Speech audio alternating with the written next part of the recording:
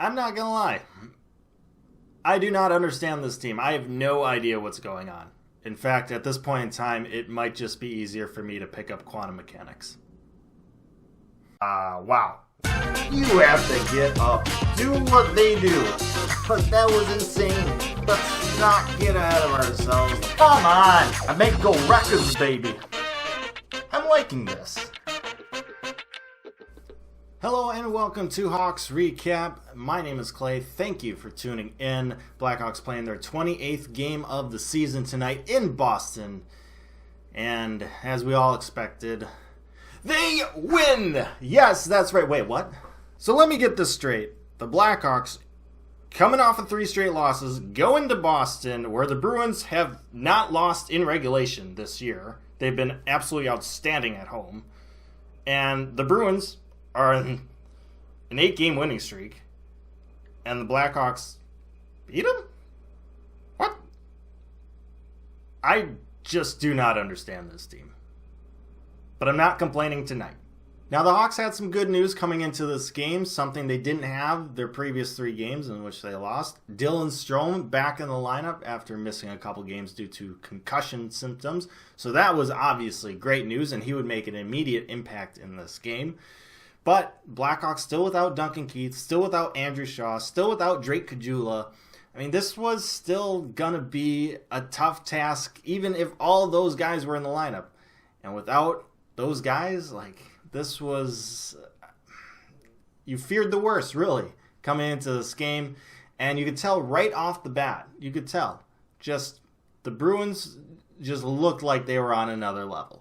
Thankfully for the Hawks, the Bruins looked a little bit off in that first period. They were kind of falling all over the ice, which TD Garden is kind of known for bad ice conditions, especially after the Celtics played the night before. So I'm sure that kind of contributed to it. But they were missing passes. They weren't able to string together and finish passing plays. Things like they've been able to do this entire season. It wasn't there in that first period. And Marchand wasn't quite, on. Pastrnak wasn't quite on. Bergeron wasn't playing this game, so Bruins were not at full strength. That certainly helped the Hawks. But you kind of got the sense, at least my first thought was, maybe this Bruins team is just taking the Hawks a bit lightly. They weren't taking them serious, especially with the Hawks' struggles as of late.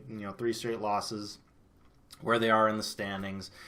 But, and generally that's not a good idea, because any team can beat any other team in this league. I don't care where you are in the standings. You cannot take teams lightly. Everyone is an NHL player. But after thinking about the struggles that the Bruins have had in their last couple games here, where they've just not gotten off to hot starts, it's kind of tough to tell if that was the case or what really was the case. But as a Blackhawks fan, I'm not complaining. The Hawks definitely didn't help themselves either in that first period, taking a penalty 30 seconds in, kind of like, oh boy, here we go. Especially the Bruins having one of the best power plays in the league. That's just not a good strategy. They would take another penalty later on in the third, but that would actually help somehow. McAvoy with the puck in the offensive zone on the power play, fans on the pass. Carpenter picks the puck up and leads a shorthanded 3-on-2 opportunity. He gets the puck to Murphy, who jumps into the play as the trailing forward, although he's a defenseman. And he puts a shot on net. Rebound comes to Carpenter, and he pots it home, scoring his first goal as a Blackhawk. And just before the period ends, this is with less than 2 minutes left to go in the first period, the Hawks find themselves up 1-0. That Bruins power play would end, and then basically immediately after that, the Hawks would go on the power play of their own. And 10 seconds in, the Hawks would increase their lead. Gustafsson throws a puck on net, and Dylan Strome, right there in front of the eyes of Rask, redirects that puck in, making it 2-0 Blackhawks. What did I say in the last video?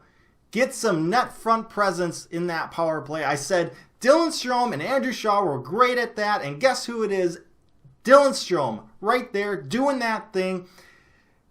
It's not rocket appliances, people. It's simple stuff. Take away the eyes of the goalie. Redirections. I don't care who you have in net. if it's Rask, if it's Crawford, if it's Leonard, if it's Price, if it's Bobrovsky, if it's Lundqvist, if it's Gibson, I don't care who it is. Redirections are basically impossible to stop. Like, you just hope it hits you. This is basically the entire strategy that the Sharks have had for like a freaking decade. And they've made the playoffs every single one of those years. It works. Use it from time to time. The Hawks do here. It helps. It works. They're up 2-0 going into the second period. Second period, the Hawks up 2-0. You knew the Bruins were going to come out hard. And they did. They came out firing. They were hitting. They were physical. The Hawks found a way to weather that storm early on. Then the Hawks took another couple penalties, giving the power play of the Bruins a couple more opportunities to score and get back in this game. The Hawks killed it off. The Hawks PK, 4 for 4 in this game. Excellent job. Excellent job. It was fantastic.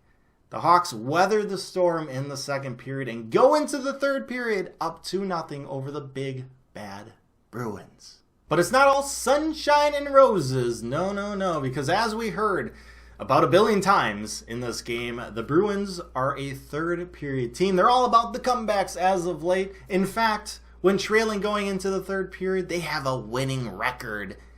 Good, great, can't wait. 17 seconds into the third period. Come on. 17 seconds. No. In Boston? In the third period? Come on. This has to be scripted. 17 seconds into the third period, Alex DeBrincat gets a pass from Dylan Strome. He takes it into the offensive zone, and he, unlike what he's done in the past 12 games, he scores a goal. He snipes it. Short side, bar down ski, past Tuukka Rask. Gets off the snide. Big ol' kitty smiles. The Hawks are up 3-0 early in the third, 17 seconds into the third. Yeah, this game's gonna be different. No way the Bruins are coming back now.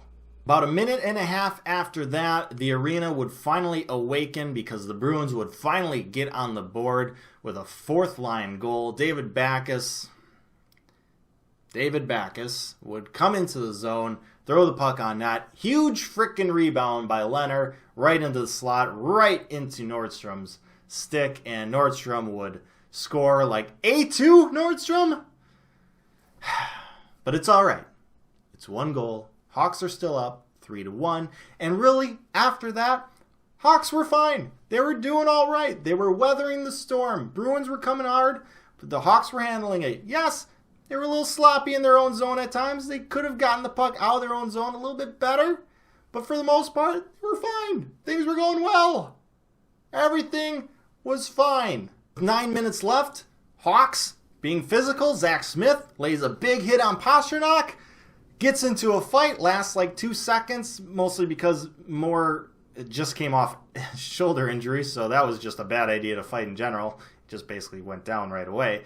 But, they didn't give up momentum because of that. The Hawks were fine. Everything was fine. They would get a power play with 6 minutes left. Things were going great. Then, on that power play, Jonathan Toews gets the puck in the slot. Great. Awesome. That's where he should be getting it. That's what you want. Right there. Put the puck on net. Please, just put the puck on net. The Hawks had so many opportunities to just put the puck on net at times. It's one of the things I really wish Doc would start doing more. He's young. He'll understand. But he tries to make so many moves. Just put the puck on net. But in this instance, it wasn't that Toews didn't get the shot on net. It's just that he fanned on his shot. Bruins pick up the puck, go the other way, odd man rush. They were being aggressive. They had to, right? Down 2 goals. Odd man rush, Gustafsson back, and Gustafsson trips over the defensive blue line. Come on. Of course that would happen. This is so scripted. Once that happened, you knew they were going to score. And they did. Now it's a 3-2 game. Oh boy. Hold on to your hats. Then with 2.5 minutes left to go, Torrey Krug would score to tie this game up. Krug was Nylander's guy. Made his way to the side of the slot area. But you can't really blame Nylander because, well, Gilbert kind of checked Pastrnak into him and pinned up against the boards. Like, I like that Gilbert was being aggressive there, but don't take out your own player doing that. And then Seabrook kind of abandons the front of the net and leaves Crew wide open. And like, it was just a complete breakdown defensively. It was just like, why? Why would anybody script this? So the Hawks blow a 3-goal third period lead. The Bruins make good on their whole "we're a third period team" nonsense. They score 3 goals, tie this game up. We're going to overtime. The Hawks are getting a point in a game that I just did not really expect them to get a point in. I should be happy. But after having a 3-goal lead in the third period, this is nothing but bittersweet right now.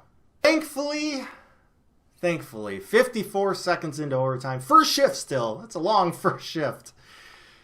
Pastrnak gets knocked down by Jonathan Toews. Some people looking for a penalty there.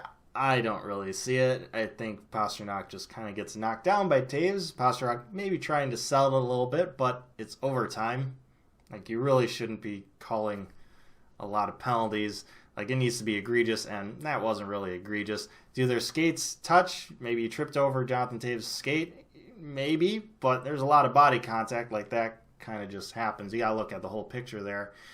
But unless it's too many men on the ice, that's not getting called. So Pastrnak gets knocked down, loses the puck. Puck comes up to Jonathan Toews, breakaway. He goes forehand, backhand, 5-hole, squeaks it by Rask, 5-hole. Hawks redeem themselves, and they win. They get the 2 points despite blowing a third period 3-goal lead. They get the 2 points against the Bruins in Boston in a game that not a lot of people expected them to get 2 points in. And yeah, don't understand this team, don't understand this game, but I'm not complaining. So the front end of this back-to-back was a great success for the Hawks. Now, for the back end of this back-to-back, they get to play in New Jersey against the Devils team that has really struggled this year, just fired their coach. It'll be interesting to see how they play under their new head coach or their interim head coach. Cannot take that team lightly, despite their record, despite their place in the standings. In fact, the Hawks really have no business in taking any team lightly, but the Devils, they've had a day of rest, so it's not like they're on the back end of a back-to-back either. They're at home. Hawks are going to have to come out and play. They're going to have to battle. Crawford should be in net. I like the Hawks' chances in this game. If the Hawks could find a way to get 4 points out of this back-to-back, oh my goodness, will I be beyond happy.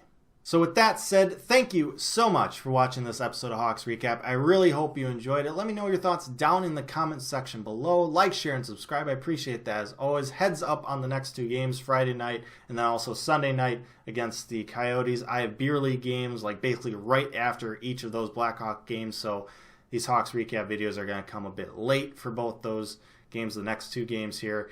Probably are going to be single take recaps, so just heads up on that. But with all that said, the most important thing is to stay safe, make good decisions. I'll see you next time.